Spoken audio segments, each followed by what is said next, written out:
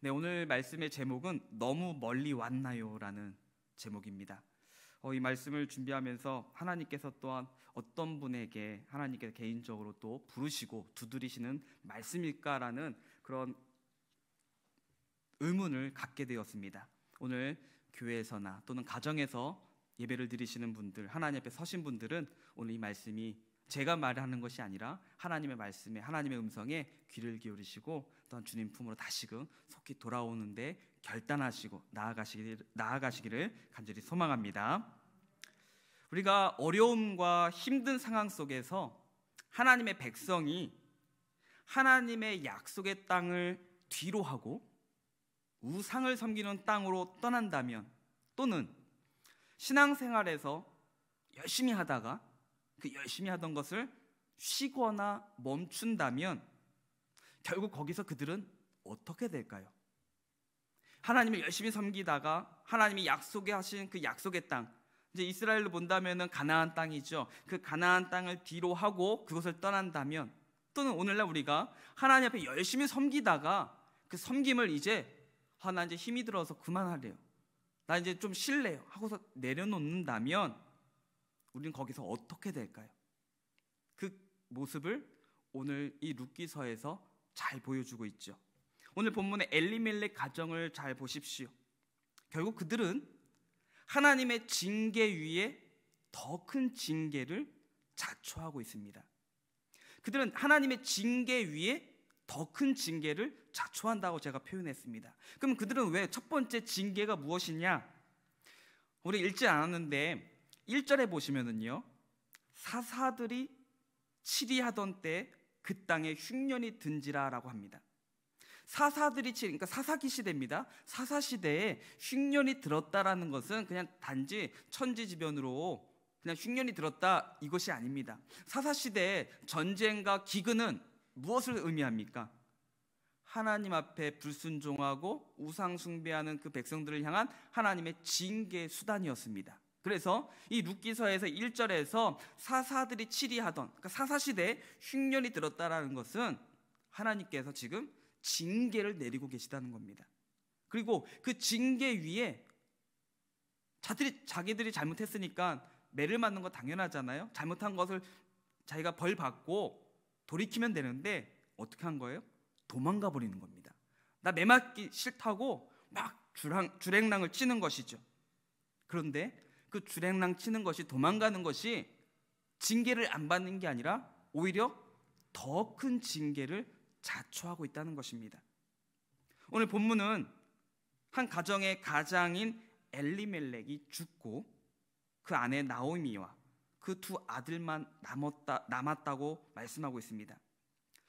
고대 근동 지역에서 가장이 죽었다는 것은요, 단지 한 사람이 죽은 것 정도의 의미가 아닙니다. 그 가정은 이미 끝이 났다는 것입니다. 가장이 죽고 그 가장을 잃었다는 것은 그 가정은 이제 회복이 불가능하다는 것입니다. 더욱이 그들을 도와줄 수 있는 고향이 아니라, 자신들이 익숙한 도와줄 사람이 많이 있는 고향이 아니라 머나먼 이국 땅에서 나오미는 이제 과부가 되었습니다. 남편을 잃었습니다. 성경에서 고아와 과부는 단지 가장이 없는 가정을 말하는 정도가 아닙니다. 이것은 다른 사람들의 도움이 필요한 정말 불행한 사람들을 상징합니다. 어렵고 힘든 사람을 상징하는 말입니다. 항상 다른 사람들의 도움이 없이는 일어설 수 없는 사람들입니다. 이것은 또 다른 하나님의 징계이기도 합니다. 한번 때려도 듣지 않으니까 또다시 하나님이 매를 드신 겁니다. 사사시대에 하나님이 흉년이 들게 하셔가지고 그들이 정신 차리게 하려고 하셨는데 그거 매 맞기 싫다고 도망을 가니 하나님께서 또 징계를 하시는 것이죠. 하나님께서 우리에게 기회를 주실 때 그 기회를 놓치지 마시기를 바랍니다. 그 매는요, 우리를 벌 주는 게 목적이 아니라, 우리도 부모로서 자녀들에게 매를 들 때 그냥 내 기분 화풀이 하려고 매를 드시는 부모님이 계십니까? 전혀 없죠. 그 자녀가 잘 되도록 매를 드는 이유는 다시는 그런 잘못하지 말라고 매를 드는 것이죠. 우리 하나님께서 또한도 징계를 하시는 이유도 마찬가지입니다. 그래서 그것은 또 다른 말로 하면 기회인 것이죠. 다시 한번 기회를 주시는 겁니다. 그런 잘못하지 마라 라고 하는 하나님의 또 다른 기회입니다. 그 기회를 놓치는 순간 우리는요, 돌이킬 수 없는 하나님의 더 큰 엄청난 징계를 또 자초하게 될 것이라는 걸 기억해야 됩니다. 이사야 55장 6절과 7절에 보시면 이런 말씀이 있습니다. 너희는 여호와를 만날 만한 때에 찾으라. 가까이 계실 때 그를 부르라. 악인은 그의 길을, 불의한 자는 그의 생각을 버리고 여호와께로 돌아오라. 악한 길과 불의한 그 생각을 버리고 여호와께로 돌아오라. 그리하면 그가 여호와께서 긍휼히 여기시리라. 우리 하나님께로 나아오라. 그가 하나님께서 너그럽게 용서하시리라. 아멘. 분명히 성경은 우리에게 말씀하고 있습니다. 너희들 죄범하면 너희는 끝이야. 다시는 기회 없어. 아니죠. 그 생각을, 그 길을 버리고 여호와께 돌아오라. 긍휼히 여겨 주신다. 하나님께 나아와라. 너그럽게 용서해 주신다라고 우리에게 분명히 말씀하고 있습니다. 그래서 우리가 아무리 큰 죄악을 저지르고 하나님을 떠났더라도 우리의 생각과 행위를 버리고 여호와께로 돌아가면 희망이 있습니다. 우리의 희망은 오직 하나님께로 돌아가는 것입니다. 하나님께로만 돌아가면 아무리 무너진 사람이라 할지라도 그 사람도 다시 시작할 수 있습니다. 모든 사람들이 끝입니다. 이제는 저 사람은 회복 불가능합니다 라고 말할지라도 우리가 하나님 앞에 다시금 돌아가고 하나님 앞에 서기만 한다면 우리는 다시 시작할 수 있습니다. 아주 한참 전, 오래전에 TV 광고 중에 이런 광고가 있었습니다. 스포츠화 회사의 중에 리복이라는 회사가 있습니다. 리복. 이제 아시는 분도 계실지 모르겠는데요. 근데 이 리복에서 이제 광고를 했는데 어떤 광고였냐면요. 이제 스포츠화니까 이제 운동 선수들을 대상으로 이제 광고를 찍었습니다. 근데 선수들이 열심히 하는데 목표에 이르지를 못하고 막 중간에 쓰러지고 넘어지는 것이었습니다. 그런데 쓰러지고 넘어진 그 자리에서 다시 일어서서 새롭게 시작하는 장면을 계속 반복적으로 보여주는 것이었습니다. 그러면서 화면에 다시 시작한다는 의미로 영어로 저렇게 문구를 딱 올리는 것이었습니다. 제가 이걸 유튜브로 한번 찾아보려고 했는데 찾지를 못해서 제가 이제 임의로 썼습니다. 쓰러진 그 자리에서 다시 일어난다는 것이죠. 다시 시작할 수 있다는 것입니다. 이것은 오늘 우리 또한도 하나님 앞에서 다시 시작할 수 있습니다. 우리 하나님의 특기가 무엇이냐면요, 다시 시작하게 하시는 것입니다. 우리가 하나님께로만 돌아가면 우리는 언제나 새롭게 출발할 수 있습니다. 우리가 코로나로 지금 많은 것이 무너지고 멈춰있고 늦어지고 힘들어하고 있지 않습니까? 근데 이것을 다시금 회복하는 것도 뭐 사람의 힘으로 협력하고 하는 거, 그거 이전에 가장 중요한 것은 무엇일까요? 하나님 앞에서 서고 하나님 앞에서 다시 할 때 우리는 회복되는 줄로 믿습니다. 그래서 우리가 코로나 처음 막 시작할 때는 우리가 정말 하나님 앞에서 회개하겠다라고 그런 마음을 가졌습니다. 근데 이제 1년이 지나가면서 어찌 보면은 이제는 그런 마음보다는 이것에 적응되어져 가고 있습니다. 그러면서 그냥 코로나 때문에 뭘 하더라도 코로나 때문에 안 되는 거야, 우리 이렇게 생각하고 있습니다. 그러나 그것이 어찌 보면 우리는 하나님의 징계를 도망가거나 피하는 건지 모르겠습니다. 그래서 다시 한번 우리 모습을 이 시간에 하나님 앞에서 점검하시고 하나님 앞에서 새 힘을 얻고 새롭게 시작할 수 있기를 소망합니다. 나오미에게는 두 아들 말론과 기럝이 남아 있었습니다. 남편인 엘리멜렉이 죽었지만 두 아들이 남아 있었습니다.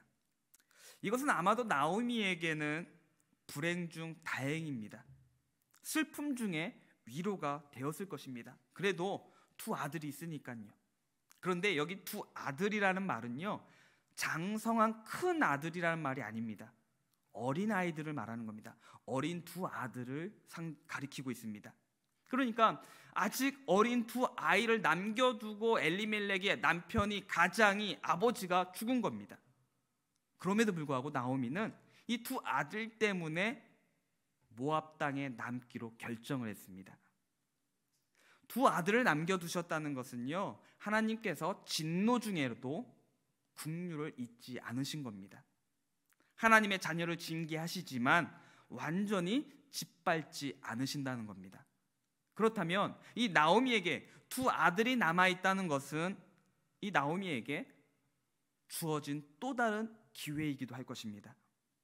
나오미는 하나님이 남겨두신 이 두 아들과 함께 새롭게 시작할 수 있었습니다. 하나님 앞에 돌아갈 수 있었습니다. 하지만 나오미는 믿음을 회복하고 다시 새롭게 시작할 마음을 품지 않았습니다. 나오미는 베들레헴으로 돌아가지 않고 계속해서 이 모압 땅에 머물기로 결정을 합니다. 그 증거가 무엇일까요?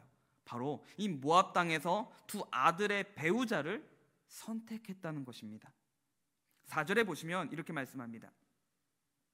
그들은 모압 여자 중에서 그들의 아내를 맞이하였는데 하나의 이름은 오르바요, 하나의 이름은 루시더라. 그들이 거기에 거주한 지 10년쯤에 라고 말씀합니다.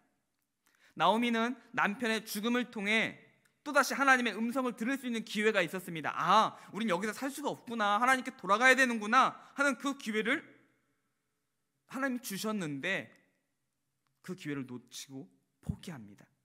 비록 남편이 죽었지만 두 아들이 있었기 때문에 계속 이 모압 땅에서 살기로 결정하고 만 것이죠. 그러니까 아직은 버틸 수 있어. 아직은 견딜만해. 이 정도는 그래 힘들지만 버틸 수는 있어. 이 정도는 그래도 견딜만해. 이랬던 것이죠. 어느 목사님이 이제 예화를 하신 것 중에 이런 이야기가 있었습니다. 이제 청년부, 대학부를 담당하실 때였는데 담당하는 이 청년 중에 대학생 중에 한 명이 이제 목사님에게 이제 전화를 한 겁니다. 목사님 잠깐 만날 수 있을까요? 상담 좀 하고 싶은데요. 해서 이제 목사님과 약속을 해서 만났습니다. 그래서 이제 이 청년이 고민을 이제 털어놓기 시작하는데 이런 고민이었습니다. 그 청년의 아버지가 큰 회사를 경영하는 이제 사업가였습니다. 그리고 그 교회 또 집사님이기도 하셨습니다. 그런데 교회 집사님이기도 하시고 또 열심히 하시지만은 교회에서는 11조 외에는 제대로 하는 것이 없었습니다. 봉사나 또는 주일 성수, 섬기는 것, 그런 것도 엉망이었고요. 그리고 뭐 술이나 담배 또는 이거는 뭐 어떻게 보면 좀 양반입니다. 아주 음란한 생활까지도 서슴지 않았다고 합니다. 그러다 보니까 가족이 몇 번이나 깨어질 뻔한 위기가 있었기도 했다고 합니다. 그런데 어느 날 이 아버지가 이 아들을, 대학생을 이제 부른 것이었습니다. 그래가지고 이제 아버지가 이렇게 이야기하는 거예요. 지금 우리 회사에 큰 위기가 찾아왔다. 지금 그동안 탈세한 것을 누군가가 신고했는지 지금 벌금이 300억 이상이 나오게 생겼어. 지금 큰 어려움이 있지만 내가 아무래도 신앙생활을 잘못해서 하나님께 벌을 받는 것 같다. 이렇게 말씀을 하시더랍니다. 그러자 이 아들은 드디어 이제 아버지께서 좀 이제 다시 신앙을 회복하시겠구나 이런 기대감을 가지고 계속 이야기를 들었습니다. 그런데 곧이어 이 아버지의 말이 이 청년에게는 더 큰 실망을 주고 말았습니다. 지금 우리 회사에 벌금이 크게 생겼지만은 그래도 나한테는 아직 나를 도와줄 수 있는 친구들이 많이 있어. 나를 도와줄 친구들이 많이 있으니까 너는 염려하지 말고 공부에 집중해. 회사 때문에 막 마음 헷갈리지 말고 막 마음 흔들리지 말고 공부에 전념해라. 아빠가 다 해결할 테니까, 아빠를 도와줄 수 있는 친구들 많이 있으니까 너는 다른 생각하지 말고 공부에 집중해라. 이런 말을 했다는 것입니다. 이 말을 들은 이 아들은 다시 실망하고 이 담당 목사님에게 이제 상담을 하려고 이제 찾아왔던 것이죠. 이 아버지는 물론 큰 문제가 있지만 아직은 견딜 수 있다는 것입니다. 아직은 버틸 수 있다는 것입니다. 여러분은 어떻습니까? 우리는 어떻습니까? 아직도 버틸 힘이 있으십니까? 아직 견딜 힘이 있으십니까? 그러나 그 견딤이, 버팀이 언제까지 갈 수 있을까요? 언제까지 주님을 떠난 상태로, 주님의 말씀에 불순종한 상태로 우리가 고집을 꺾지 않고 살아갈 수 있을까요? 나오미는 아예 이 모압 땅에 눌러앉기로 결정을 합니다. 두 아들을 이방 여자들과 결혼까지 시키죠. 어떤 성경학자들은요, 이 말씀을 이제 나오미가 두 아들을 이 모압 여인들과 결혼시킨 이 사건을 가지고 당시 이스라엘 백성들은 하나님께서 이제 가나안 족속과는 결혼하지 말라고 하셨잖아요. 그런데 가나안 족속과는 결혼할 수 없지만 모압 족속과는 결혼하지 말라는 말씀은 없었으니까 이것은 결코 율법을 떠난 결혼은 아니다라고 말을 하는 성경학자들이 있습니다. 그러나 이것은요, 성경에 기록이 안 되었다고 해서 해도 되는 것은 아니라는 것이죠. 우리가 술을 먹지 말라, 담배 피지 말라라는 것이 딱 명시되어 있지 않다고 해서 그럼 술 마셔도 되고 담배 피워도 되고 성경에 없는 것은 해도 되는 그런 것이 아니죠. 우리가 성경을 보고 또 율법을 볼 때 단지 그냥 문자적으로 명시되어 있는 것만을 우리가 기억하기보다는요, 그 율법의 조항이 아니라 그 율법의 정신입니다. 하나님께서 이 율법을 왜 주셨을까? 왜 이방 여인들과 가나안 족속들과 결혼하지 말라고 하는 것이었을까요? 그 땅을 빼앗았으니까 그들은 우리를 싫어할 거야, 이것 때문에 결혼하지 말라는 겁니까? 아니죠. 가나안 여인들과 결혼하지 말라라는 것은요, 그 가나안 땅에 이미 익숙해져 있는 그 우상들이 이스라엘 백성들에게 전해질까 봐 우상 숭배하지 않도록 하기 위해서 이방인들과의 결혼을 금하게 하셨던 것이었습니다. 그냥 단지 이방인들과 결혼하면 안 돼, 이것이 목적이 아니라 하나님께서 왜 이것을 하셨을까, 왜 이것을 우리에게 말씀하신 것인가, 우리는 그것을 이해해야지 하나님의 마음은 전혀 생각하지 않고 그냥 딱 적혀있는 것만 하고서 나는 했어, 지켰어, 이것은 잘못된 것입니다. 하나님께서 어떤 마음으로 우리에게 이 말씀을 주신가를 생각하고 우리의 삶 가운데 하나님의 마음을 또한 헤아리면서 그 마음을 기쁘게 하며 또 그 말씀 가운데 하나님의 약속이 성취되어지는 복된 삶이 되시기를 소망합니다. 그래서 신명기 23, 하나님 모압 여인과도 결혼할 수 없는 것도 모압 여인과 결혼하는 것 또한도 같은 의미라는 것이죠. 가나안 여인과 결혼하지 말라는 것은 우상 숭배하지 않도록 하기 위함이었다면 모압 사람과도 마찬가지 이유입니다. 더욱이 신명기 23장 3절에 보시면은요, 이렇게 말씀합니다. 암몬 사람과 모압 사람은 여호와의 총에 들어오지 못하리니 그들에게 속한 자는 10대뿐 아니라 영원히 여호와의 총에 들어오지 못하리라 라고 말씀합니다. 암몬 사람과 모압 사람은요, 이스라엘 백성들이 애굽에서 나와서 가나안 땅으로 가는 그 가운데 가로막고 방해했던 민족이었습니다. 그래서 하나님의 미움을 받아서 영원히 하나님의 총에 들어올 수 없다고 선포하셨습니다. 뿐만 아니라 그들은 우상 숭배에 젖어 있었습니다. 그래서 그 불신앙의 영향을 미칠 가능성이 높았습니다. 가나안 여인들과 똑같은 상황이었습니다. 그럼에도 불구하고 나오미는 어찌 보면 아주 강하고 담대하게 하나님이 미워하시는 사람들과 두 아들을 결혼을 시키죠. 예루살렘 성벽 재건을 통해 이스라엘의 부흥운동을 일으켰던 느헤미야가 당시 그 부흥운동을 일으킬 당시에 이스라엘 백성들이 모압 여인을 취하여서 아내를 삼았을 때 이렇게 반응을 했습니다. 느헤미야 13장 25절에 보시면 이렇게 말씀합니다. 내가 그들을, 느헤미야가 그들을 책망하고 저주하며, 아주 좀 표현이 좀 극단적이죠. 책망하고 저주하며 그들 중 몇 사람을 때리고, 말로만 한 것이 아닙니다. 때리고 그들의 머리털을 뽑고 이르되, 때리고 머리끄댕이를 막 잡아당기는 겁니다. 상상해 보십시오. 저주하고 책망하면서 때리고 머리를 끄집어 당기고, 너희는 너희의 딸들을 그들의 아들들에게 주지 말고 너희 아들들이나 너희를 위하여 그들의 딸을 데려오지 아니하겠다고 하나님을 가리켜 맹세하라 하고 라고 말씀합니다. 그 당시 느헤미야는 너무나 이들이 우상 숭배하는 여인들과 결혼하고 그런 아들들과 결혼하는 것을 보면서 너무나 가슴이 아팠습니다. 그것을 지금 그렇게 보여주고 있습니다. 자, 그렇다면 나오미가 이렇게 이방 땅에서 이방인과 결혼할 수밖에 없었던 이유가 무엇일까요? 이렇게 말할지 모르겠습니다. 그 땅에는요, 이 모압 땅에는 모두가 불신자들인데요, 다 모압 사람들인데요, 어떻게 불신 결혼을 하지 않을 수 있겠습니까? 이 아들들을 결혼시키지 말라고요? 그냥 노총각으로 늙어 죽으라고요? 이렇게 말할지 모르겠습니다. 근데 모압 땅으로 간 것은 내가 모압을 선교하겠다, 복음을 전하겠다, 하나님의 마음으로 하나님 보내심을 내가 순종으로 간 것이 아니잖아요. 하나님의 그 징계를 피해서, 흉년을 피해서 도망간 곳이었습니다. 즉 하나님의 약속의 땅을 떠난 결과였던 것이죠. 결국 약속의 땅을 떠나니까 이방인과 결혼을 할 수밖에 없었던 것입니다. 오늘 이것은 우리도 마찬가지죠. 우리들의 자녀도, 또 우리들도 교회를 떠나면 어디로 갈까요? 세상밖에 없습니다. 세상으로 가게 되어 있습니다. 그리고 세상에 가면 하나님을 모르는 사람들을 만날 수밖에 없고, 그곳에서 하나님을 모르고 하나님을 믿지 않는 사람들과 만나고 그들과 사귀고 그들과 결혼할 수밖에 없는 것이죠. 그러나 하나님은 이들의 이러한 불신앙적인 모습을 그냥 지켜보고만 있지는 않으셨습니다. 그래서 결국 하나님은 그들은 하나님이 주신 기회를 잃어버리고 불신앙의 대가를 톡톡히 치를 수밖에 없었습니다. 오늘 보면 마지막 5절에 보시면 이렇게 말씀합니다. 말론과 기럨 두 사람이 다 죽고 그 여인은, 나오미는 두 아들과 남편 뒤에 남았더라. 말론과 기럨 두 아들이 다 죽었다고 말씀합니다. 다 죽었습니다.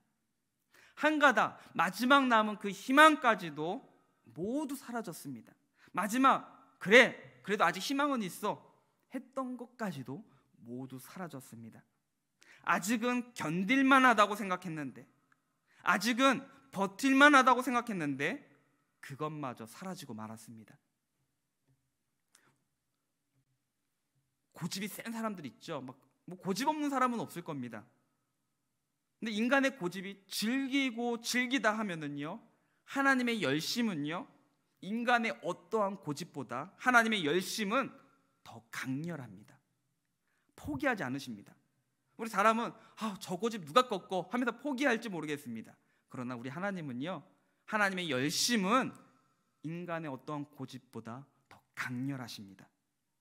하나님의 열심은 우리 인간의 그 고집을 꺾고 주님께 돌아올 때까지 멈추지 않으십니다.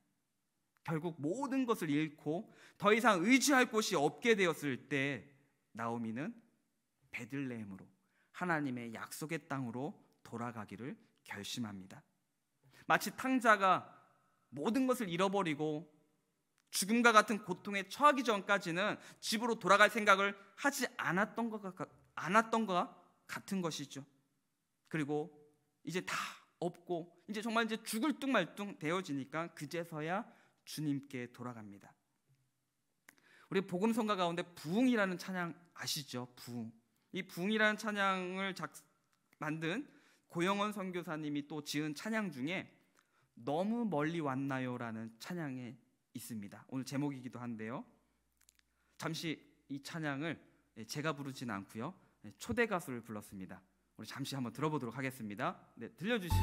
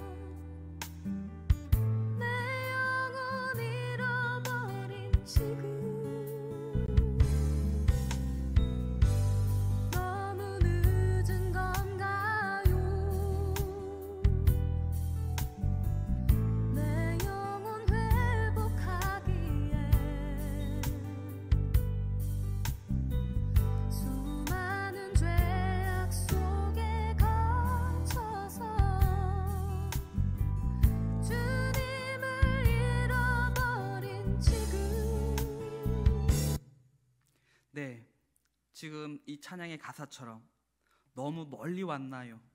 주님께 돌아가기엔 사랑의 주님 그 품을 떠난 내 영혼 잃어버린 지금 너무 늦은 건가요? 내 영혼 회복하기엔 수많은 죄악 속에서 갇혀서 주님을 잃어버린 지금 너무 늦은 건가요? 여러분, 나오미를 보시면서 어떤 생각이 드십니까? 남편도 잃고 두 아들도 다 잃었습니다. 너무 멀리 갔다고 생각되지 않으십니까? 이제 너무 늦었다고 생각되지 않으십니까? 남편도 죽고 두 아들도 다 죽었습니다. 이젠 다 방법이 없습니다. 하지만 너무 멀리 떠나 회복이 불가능할 것처럼 보이는 그 상황에서도 우리 하나님의 회복의 역사는 강하게 일어날 수 있습니다. 우리 중에 아예 회복이 불가능할 정도로 주님을 멀리 떠난 사람은 한 사람도 없습니다. 지금이 기회입니다. 지금 부활의 주님을 바라보시며 주님을 붙잡으시기를 소망합니다. 탕자가 내가 일어나 아버지께로 돌아가리라 결심했던 것처럼 누구든지 주님께로 돌아가기만 하면, 예수 그리스도 의지함으로 하나님께로 돌아가기만 하면 다시 시작할 수 있습니다. 다시 새롭게 될 수 있습니다. 혹시 그래도 이건 너무 늦었지, 너무 늦었다고 생각하셨다면 기회가 아직 있습니다. 그런데 혹시 아직은 버틸 수 있어, 그래도 아직 가진 게 있어, 아직 그래도 기회는 있어 라고 생각하시는 분이 있다면 그분은 영원히 기회를 잃어버릴 수도 있다는 것을 우리는 기억해야 될 것입니다. 매일 주님께로 돌아와 새롭게 출발하시는 우리 모두가 되시기를 예수님의 이름으로 축원합니다. 오늘 본문은 한 가정이 하나님을 떠남으로, 하나님의 그 약속의 땅을 떠남으로 비극의 비극을 거듭하는 장면을 보여주고 있습니다. 그러나 우리는 주님을 떠나서 결코 살 수 없는 하나님의 백성들입니다. 그러기에 무슨 일이 있어도 주님 곁을 떠나지 않겠다는 다짐이 있어야 합니다. 그냥 되어지는 것이 아닙니다. 결단하셔야 됩니다. 다짐하셔야 됩니다. 하나님의 품을 떠날 때 이미 우리는 그 떠나는 그 순간에, 아직 손에 들고 있는 게 있다 할지라도 떠나가는 그 순간에 이미 우리는 모든 것을 잃어버린 것입니다. 하지만 하나님께로 돌아올 때 빈손으로 아무것도 다 잃어버리고 다 잃었지만 하나님께 돌아온다면 이미 우리의 회복은 시작되는 줄로 믿습니다. 성공을 위한 모든 우리의 헛된 인간의 계획을 내려놓으시고 오직 주님께로 먼저 돌아와 하나님의 은혜만이 살 길임을 고백하시기를 바랍니다. 하나님의 은혜로 구원받은 우리가 이 땅에서 살아갈 수 있는 방법 역시 하나님의 은혜밖에 없습니다. 그리고 내 삶을 주님께 맡기고 하나님의 은혜를 사모하며 주님께로 더 가까이 나아가시는 우리 수원서부교회 모든 성도님들 되시기를 예수님의 이름으로 축원합니다.